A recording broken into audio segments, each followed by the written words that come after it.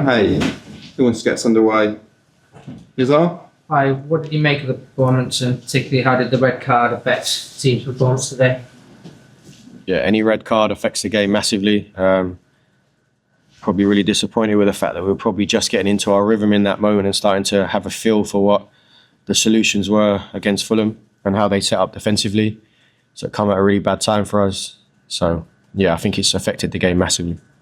Before you came in, there was a lot of talk of indiscipline being a problem, and I think it's the seventh red card for the players this season. Have you noticed anything to do with that, and maybe a loss of control in that moment? There was also 3 yellow cards for dissent, immediately after that as well. You notice any issues with discipline?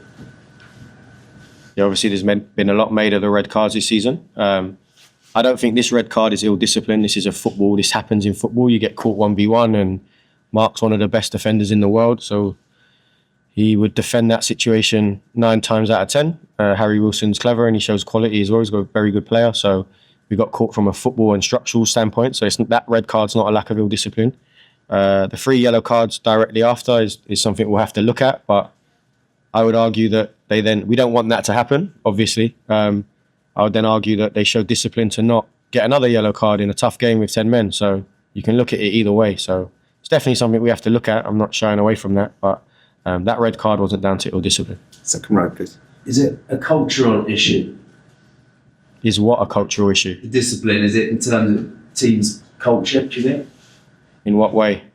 Well, in terms of the red card was given and the players were arguing with the referee, and is that something that you can, or Liam can, take away from the team culture and address? Yeah, it's not a cultural issue. It's probably the emotion of the game. It's probably the feel of the game. These guys want to win so much. They're competitors. They've let their emotions boil over, just like I did when I got a yellow card. So, which I don't want to do. So it's not the culture. These lads are great lads, great fighters, great competitors. They learn from that. We talk to them about that, and we learn and we get better. Keris? Hey, Hi. just wanted to ask about Liam, obviously the disappointing result, but great for him to get his first Premier League goal. Kind of what have you seen from him at the time that you think would give him in handball? Was that for the... Yeah, I thought Liam was brilliant when he came on at the Etihad. You can see that he had the pit between his teeth against his old side. He gave us a real outlet. His link-up play, his hold-up play was exceptional. Tough circumstances tonight, being the single 9 against down to 10 men. But even then, you see him fight, bully, control centre-backs and get us up the pitch. He had a big chance that we'd be disappointed to miss, which was great play from him and Cole link-up. I'm delighted he got his goal. He deserves it. He'll take confidence from that, and he'll go and start to show. Sorry, not start to show. He'll take confidence from that, and I hope his performances stay at this level. And just on the playing with 10 for so long, it feels as though Chelsea have improved at that a bit this season in the games where they've been unfortunate enough to go down to 10. They've had a lot of practice. Yeah. What was your message at half-time in terms of how you wanted them to approach the rest of that game? Yeah, so it changes your plans in and out of possession of what you want to do. If you watch the first 20 minutes, we were really aggressive on the press, really embracing man-for-man presses, man-for-man structures. We nicked it 3 or 4 times in the first 20 minutes. That changes. You can't really press like that with 10 men.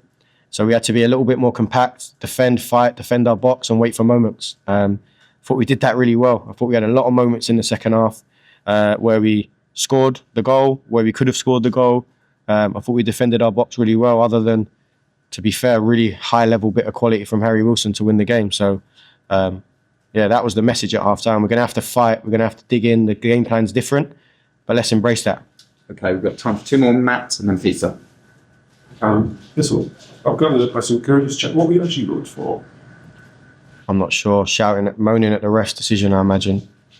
Obviously, this was the final of your 2 games, Spain, Sharjah, was here tonight. Do you know exactly what happened to you now? You would definitely go back to the 21s, or could you be part of his backroom staff to the first? Yeah, as I'm aware, we're back with the under 21s tomorrow. They're playing tonight. I actually don't know the score. I'd love to know the score if anyone knows. Okay, thank you. Okay, so I'll be back with the 21s and we'll be preparing for Crystal Palace in the PL2 on Saturday. Peter? We saw Liam arrive with the team on coach. What how much influence have you had before the game and even around it, tactically as well? How much what was it like? Did he show in any way?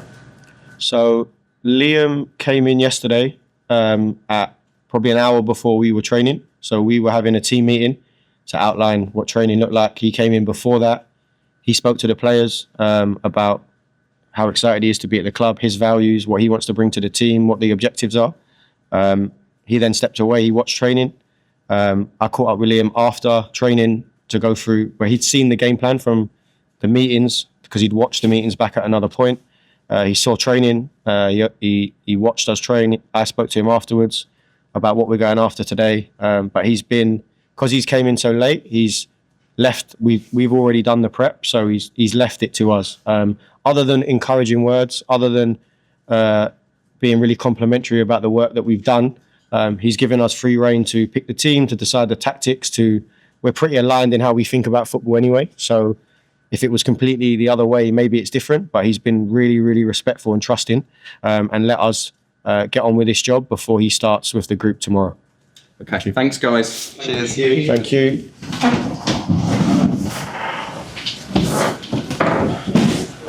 Good.